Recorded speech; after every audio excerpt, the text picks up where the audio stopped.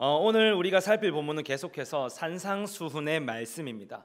지난번 설교를 이미 다 잊어버렸으리라 그렇게 생각이 되어서 제가 잠시 말씀을 드리면, 본문에서 예수님은 율법에 대한 사람들의 잘못된 시각을 지적하시면서 이를 새롭게 교정하기 시작하셨습니다. 혹시 제가 왜 그랬다고 했는지 혹시 기억하십니까? 네, 여기는 지금 정적이 흐르고 있습니다. 네, 제일 중요한 부분이었습니다. 시각을 교정해야만 하늘나라에 이를 수 있기 때문에 예수님께서 그렇게 하셨다 이야기했었습니다. 예수님은 율법을 폐하러 온 것이 아니라 완전하게 하러 오셨죠. 그러면서 서기관과 바리새인의 의보다 더 나은 의를 소유하지 못한다면 결코 천국에 들어갈 수 없다라고 그렇게 말씀하셨습니다. 곧 말씀의 성취이자 바리새인과 서기관의 의보다 더 나은 의, 예수님의 의로서만 이 천국에 들어갈 수 있다고 그렇게 말씀하셨던 것이죠. 그렇다면 예수님의 의를 의지하여 천국에 들어갈 존재가 된 사람들, 곧 우리들은 앞으로 어떤 모습으로 살아야 하는 것일까요? 오늘 본문에 이르러서는 예수님은 이 어떻게 살아야 하는 것인지에 대한 실질적인 예를 들어주시면서 가르침을 이어나가십니다. 어떤 가르침이냐? 바로 10계명의 6번째 계명에 해당하는 살인하지 말라입니다. 우리가 잘 알고 있는 묻지마 살인, 묻지마 범죄가 있습니다. 범죄의 대상과 개인적으로 아무런 상관관계 없이 광범위한 대상한테 일어났다고 해서 묻지마 범죄라고 명명하고 있죠. 그런데 이런 묻지마 범죄에도 분명한 동기가 있다는 것을 여러분 알고 계십니까?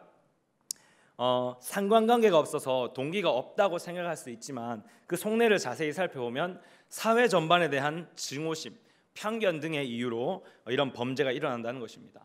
모든 범죄, 살인을 저지르는 데에는 이렇듯 저마다 동기가 있다라는 것입니다.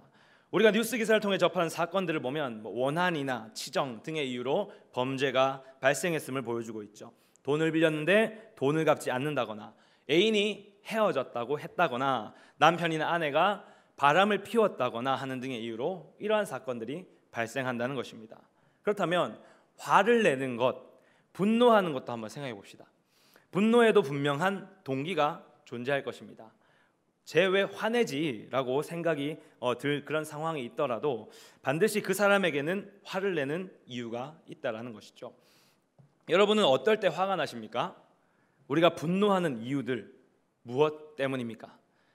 참 많은 예들이 있지만 관계적 측면에서 살펴보면 누군가가 나에게 피해를 줬다거나, 혹은 상대방이 내 앞에서 하는 그 행동들이 너무나 마음에 들지 않는다거나, 누군가 나를 무시하는 태도를 보인다거나 하는 등의 이유일 것입니다. 아니 땐 굴뚝에 연기 나랴라는 말처럼 모든 일에는 이처럼 원인과 결과가 있다는 것이죠. 그런데 이것을 받아들이는 사람들에게 있어서는 이 사람마다 생각의 차이가 있습니다.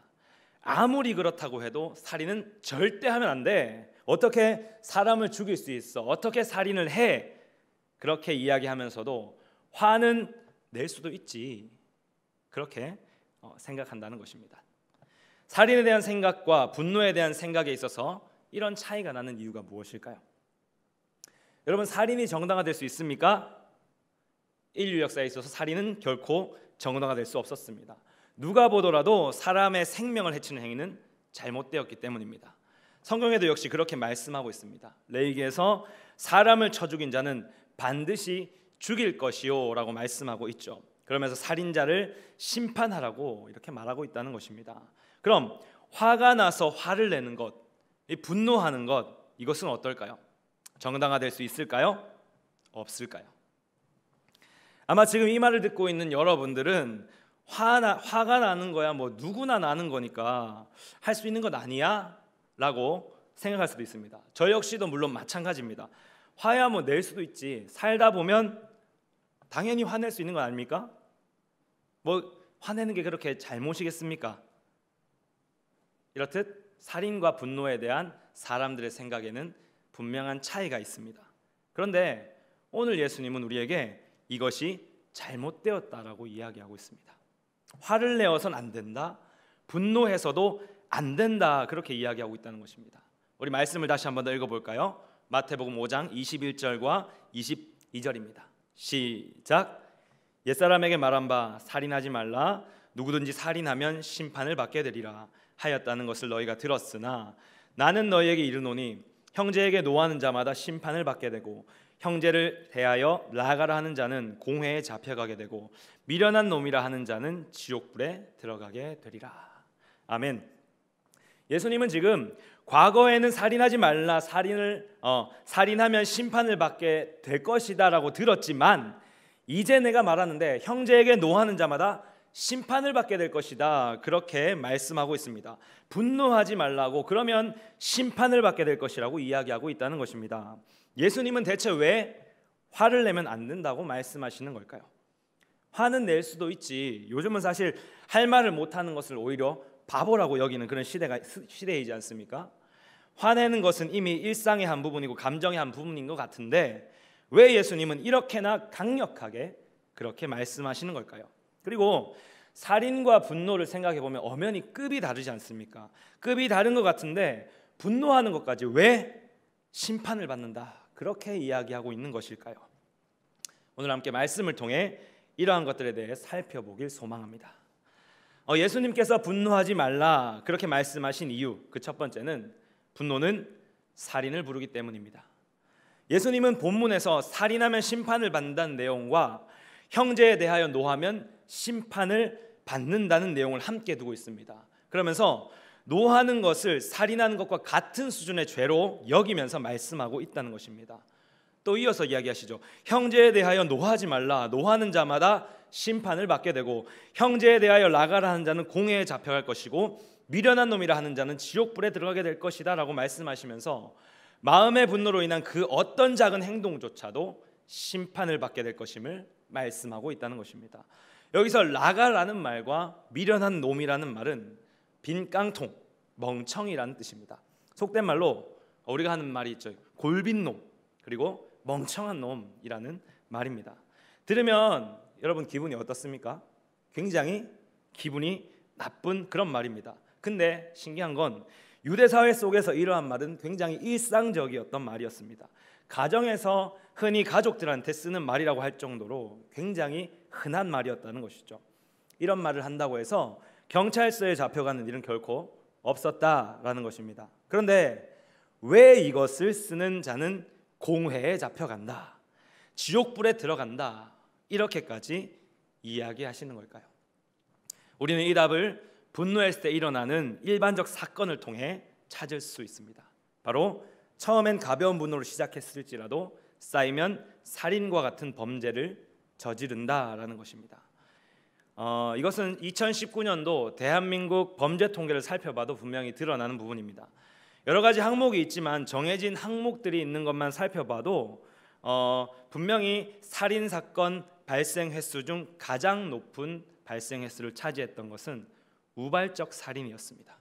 뿐만 아니라 폭행 사건을 비롯한 모든 범죄가 모두 우발적으로 일어난 건수가 다른 것들에 비해 월등히 많다라는 것입니다. 그렇다면 여기서 우발적으로 일어났다는 것은 무엇을 뜻하는 것이겠습니까? 곧 분노가 쌓이고 또 쌓여서 참다 못해 이런 사건들이 일어났다라는 것입니다. 이것은 근데 우리가 사는 세상 이야기만은 아닙니다. 성경을 봐도 분노로 인해 일어나는 살인이 분명히 있기 때문입니다. 대표적으로 우리가 잘 아는 가인과 아벨입니다. 가인과 아벨은 아담과 하와 사이에서 태어난 피를 나눈 형제입니다. 형제임에도 불구하고 분노는 이 두 형제 사이를 불행하게 만들죠. 가인은 농사를 짓는 사람이었고 아벨은 양을 치는 사람이었습니다.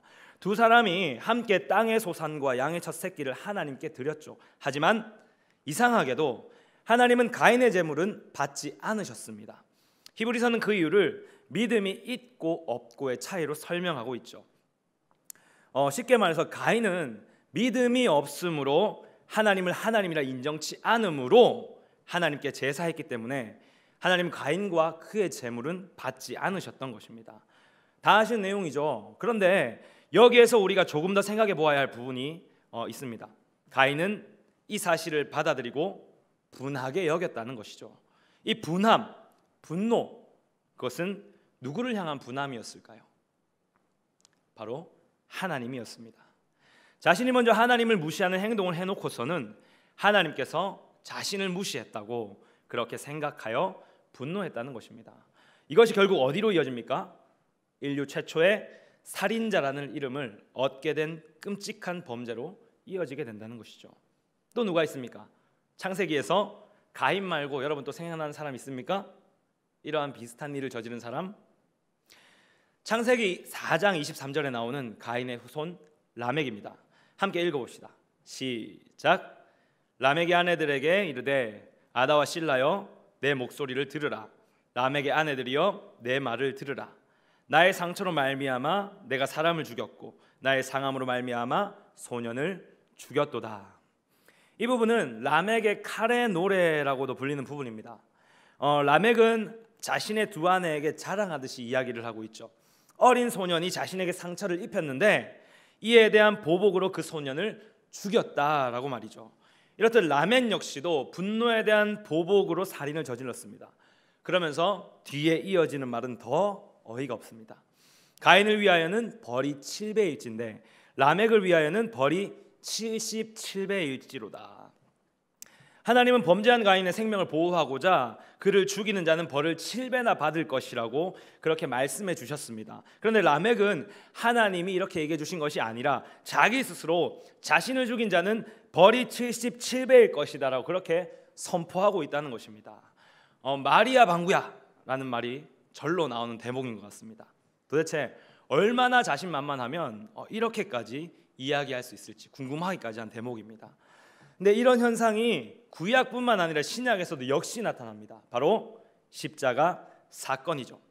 마태복음 27장 20절에서 24절 우리 자막 보시면은 많은 군중들이 총독 빌라도에게 예수를 죽이고 바라바를 놓아달라 그렇게 외치고 있음을 알 수 있습니다. 빌라도가 예수께 아무 죄도 발견하지 못하였다고 하자 군중들은 뭐라고 합니까? 더욱 소리질러 십자가에 못 박으라 그렇게 외치고 있다라는 것입니다. 그들은 지금 굉장히 분노한 상태입니다. 그리고 성경은 그들의 분노가 밀란이 일어날 정도까지 이르렀다 그렇게 밝히고 있죠. 바라바는 로마 입장에서 굉장히 껄끄러운 존재였습니다. 그는 열심당원이었죠. 그래서 열심당원으로서 유대의 독립을 위한 폭동 때에 살인을 저지른 폭도이자 민족을 위해 목숨을 불사하는 민족주의자였습니다. 그렇기 때문에 굉장히 껄끄러운, 로마 입장에서는 껄끄러운 존재였죠. 근데 그럼에도 불구하고 이 밀란이 일어날 정도까지 이르니까 군중들에게 바라바를 풀어주고 예수를 십자가에 못 박게 하였다라는 것입니다. 군중들의 분노로 인하여서 지금 죄 없는 예수님께서 살해될 수밖에 없는 상황에 이르게 된 것입니다. 이처럼 분노는 살인을 부를 수 있습니다. 이 때문에 예수님은 분노를 살인과 같은 심판을 받게 될 정도로 여기셨던 것입니다. 따라서 우리는 예수님을 따르는 자로서 분노하지 말아야 할 것입니다. 그렇다면 예수님은 또 어떤 이유로 분노하지 말라고 말씀하시는 걸까요? 분노하지 말아야 할 이유 그 두 번째는 분노는 자기 자신의 파멸을 부르기 때문입니다. 앞서 살펴보았던 가인과 아벨의 이야기에서 분노한 가인은 동생 아벨을 살해하게 됩니다. 그런 그에게 무엇이 기다리고 있습니까? 죄에 대한 심판, 자신이 했던 행동에 대한 심판이 기다리고 있다라는 것입니다. 창세기 4장 11절 12절을 보면 하나님은 땅이 그의 입을 벌려 내 손에서부터 내 아유의 피를 받았은즉 내가 땅에서 저주를 받으리니 내가 밭을 갈아도 땅이 다시는 그 효력을 내게 주지 아니할 것이요 너는 땅에서 피하며 유리하는 자가 되리라 그렇게 말씀하시면서 가인의 심판을 선고하고 있다라는 것입니다. 가인은 농사짓는 자였기 때문에 저주로 인해서 땅이 효력을 발휘하지 않는다라는 것은 곧 먹고 사는 문제, 생명을 유지하는 것에 있어서 치명적인 그런 문제였다는 것입니다. 또 유리하는 자, 다시 말해서 정착하지 못하고 떠돌아다니는 삶, 그 삶 어떻겠습니까? 몹시 어려운 삶을 살아갈 수밖에 없다는 것이죠. 아무리 노력을 해본들 결국 개인의 삶은 떠돌이일 수밖에 없는 그런 상황에 처하게 되었다는 사실입니다. 영화 암수살인에서도 분노로 인하여 살인을 저지른 이 범인은 감옥에 갇혀서 살아갈 수밖에 없었습니다. 이 감옥에서 벗어나고자 머리를 굴려보아도 결국에는 죄가 드러나서 오히려 형량이 늘어나 무기징역을 선고받게 되는 일이 일어났다는 것입니다. 그 죄수의 끝은 어떻게 되었을까요?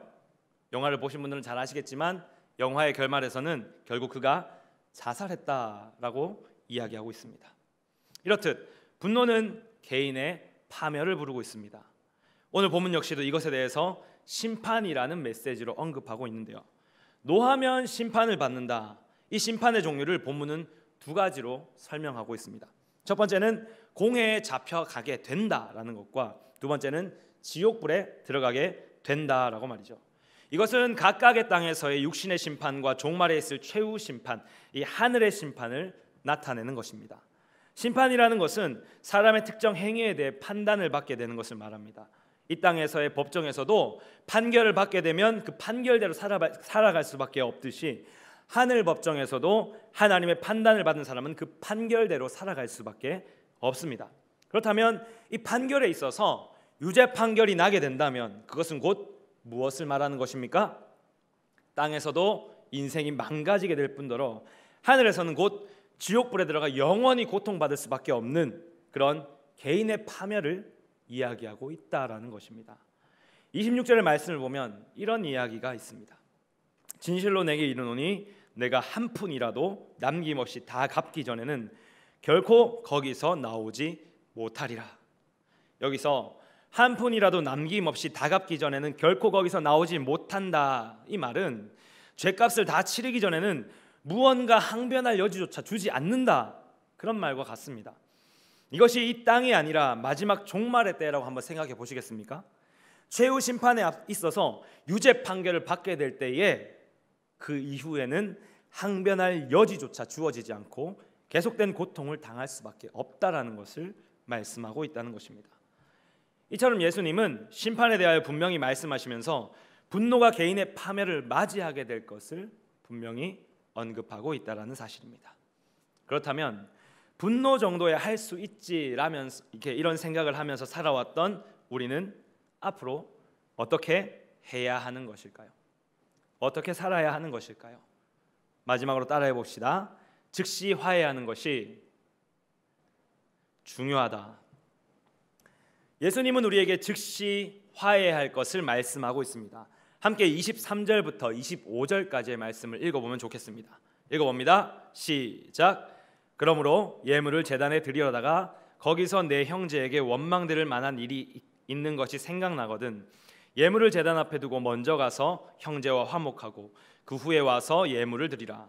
너를 고발하는 자와 함께 길에 있을 때에 급히 사화하라. 그 고발하는 자가 너를 재판관에게 내어주고 재판관이 옥리에게 내어주어 옥에 가둘까 염려하라. 아멘. 예수님은 화해에 대한 가르침에는 두 가지로 나뉘어지고 있습니다. 형제에 대한 화해와 원수에 대한 화해, 이렇게 두 가지로 나누어 설명하고 있다는 것이죠. 그리고 이 둘은 한 가지 공통점을 가집니다. 바로 즉각성이라는 것이죠. 먼저 예물을 제단에 드리는 상황을 생각해 본다면 예물을 제단에 드리는 것보다 먼저 가서 형제와 화목하는 것이 더욱 중요함을 이야기하고 있다는 것입니다.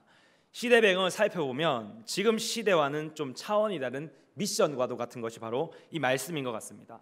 지금은 멀리 있으면 그냥 차를 타고 가든 기차를 타고 가든 비행기를 타고 가든 그렇게 간단하게 갈 수가 있습니다. 전화기만 들어도 멀리 있는 사람과 이렇게 통화할 수 있는 그런 시대였다라는 시대인 것이죠. 그래서 간단히 문자를 주고받아도 되고 깨똑을 주고받아도 된다라는 것입니다. 그런데 예수님께서 이 말씀을 하는 시대는 어떤 시대입니까?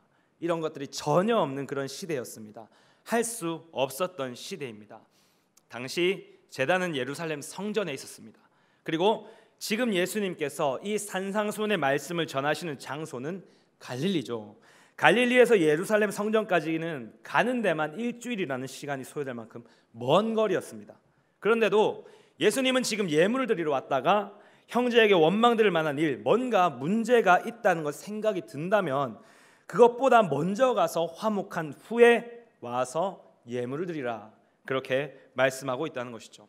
이것은 곧 즉시 화해하는 것이 얼마나 중요한 것인지를 너무나 잘 보여주는 대목입니다.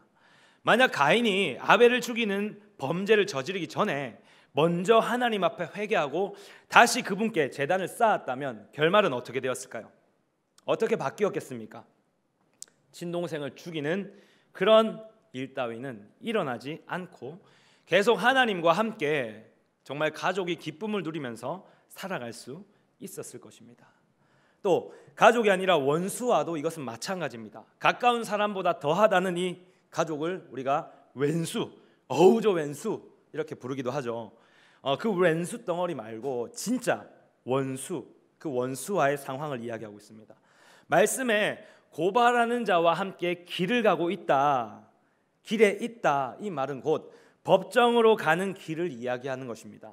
이 상황 속에서 우리는 두 사람의 관계가 이미 깨어질 대로 깨어져서 어떻게 다시 회복할 수 없는 상황이 될 수 있다라는 것을 알 수 있죠. 화해하기 굉장히 힘든 상태에 이르렀습니다. 하지만 이런 상황 속에서도 예수님은 화해의 즉각성을 강조하고 있습니다. 급히 사화하라, 그렇게 말씀하고 있죠. 예수님의 이 말은 법정에서 재판 이후에 받게 될 심판의 심각성을 알기 때문에 법정에 가기 전에 화해해서 이 일을 피하라, 그런 경고의 메시지다라는 것입니다. 정리하면 지금까지 예수님은 계속해서 과거의 율법에는 이렇게 이야기했지만, 그렇게 이야기하였으나 지금 내가 말하노니 너희는 이렇게 하라라는 식의 율법에 대한 시각교정 작업을 하고 계십니다. 그러면서 살인하지 말라는 계명보다 더 높은 수준의 의를 요구하고 있다는 것입니다. 그런데 이렇게까지 요구하시는 이유가 무엇입니까? 하늘나라 백성들은 살인하지 말라는 계명에 머무르는 것이 아니라 지극히 작아 보이는 것, 뭐 그럴 수도 있지, 그렇게 생각되는 이 분노까지도 지옥에 들어갈 심각한 문제라는 것을 깨닫고 실천할 수 있어야 함을 가르치기 위해서다라는 것입니다. 여러분, 율법 그리고 사회의 법, 이 두 가지의 목적이 무엇입니까? 법을 제정한 목적이 죄를 처벌하기 위한 목적입니까? 아니면 죄를 짓지 않도록 하기 위한 목적입니까? 당연히 죄를 짓지 않도록 하기 위한 목적을 가지고 있습니다. 하나님께서 율법을 제정하신 목적 또한 이와 같습니다. 죄를 짓지 않도록 하기 위해 하나님의 백성으로 죄를 짓지 않고 잘 살아가도록 하기 위함이었다라는 것입니다. 신약의 예수님은 이제 바리새인과 서기관들보다 뛰어난 의가 무엇인지 말씀하시면서 자신을 믿고 하나님의 백성된 이 사람들에게 이러한 삶을 살아서 하나님의 참 백성으로 살아갈 것을 요청하고 있다라는 것입니다. 바라기는 이러한 우리 주님의 요청 앞에 여러분들도 순종할 수 있기를 바랍니다. 그래서 각자의 삶 가운데 일어날 수 있는 이 수많은 죄를 억제할 수 있기를 소망합니다. 이제 말씀을 마무리하겠습니다. 잠언 말씀에 보면 분을 내는 자는 다툼을 일으켜도 노하기를 더디하는 자는 시비를 그치게 하느니라. 또 노하기를 더디하는 자는 용사보다 낫고 자기의 마음을 다스리는 자는 성을 빼앗는 자보다 나으니라. 이렇게 하나같이 입을 모아서 화내는 것이 부정적임을 말씀하고 있습니다. 그렇다면 분노했을 때 우리는 어떻게 해야 하겠습니까? 세네카의 화 다스리기라는 책을 하나 소개하고 싶습니다. 이 책에 보면 이런 말이 있습니다. 절대 화라는 감정에게 곁을 내어줘서는 안 된다. 그러면서 화를 내는 것은 비탄에 잠기거나 두려움에 떠는 것보다 무의미한 짓이라고 이야기하고 있습니다. 그리고 이 주장에 대한 반론이 참 재밌습니다. 하지만 어쩔 수 없이 화를 부르는 상황들이 많이 일어나지 않습니까?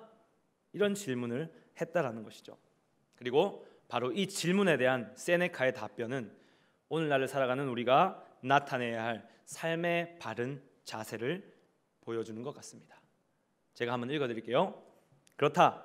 바로 그런 경우에 어떤 때보다 분노를 억누르려고 애써야 한다. 우리의 정신을 다스리는 것은 어려운 일이 아니다. 운동선수들은 상대 선수의 체력을 고갈시키기 위해서 그들이 날리는 강한 주먹과 그 고통을 참아내지 않는가? 그리고 화가 났을 때가 아니라 완벽한 기회가 왔을 때 상대를 향해 주먹을 날린다. 최고의 훈련가로 알려진 피로스는 절대 감정에 휘둘려서는 안 된다고 제자들에게 입버릇처럼 말하곤 했다. 화는 숙달된 기술을 망치고 오직 상대를 해칠 생각만 하게 만들기 때문이다. 화는 복수를 부추기지만 이성은 인내심을 가지라고 조언한다. 화에 휩쓸리면 처음 닥친 불운을 이기지 못하고 큰 불운에 빠지고 만다. 모욕적인 한마디를 참지 못해 멀리 추방당하는 자들도 있다. 아무것도 아닌 말을 묵묵히 견디지 못하고 스스로 깊은 나락으로 떨어지고 만다. 결국 화라는 감정에 지나치게 휩쓸려 마음의 자유를 포기하고 자기 손으로 목에 칼을 들이민 꼴이 되어 버린다. 마지막 말씀이 인상적이죠. 화라는 감정에 지나치게 휩쓸려 마음의 자유를 포기하고 자기 손으로 목에 칼을 들이민 꼴이 되어버린다. 이처럼 화를 억제하는 것은 매우 힘든 일입니다. 그런데 단순히 화내지 말라는 이야기가 아니죠.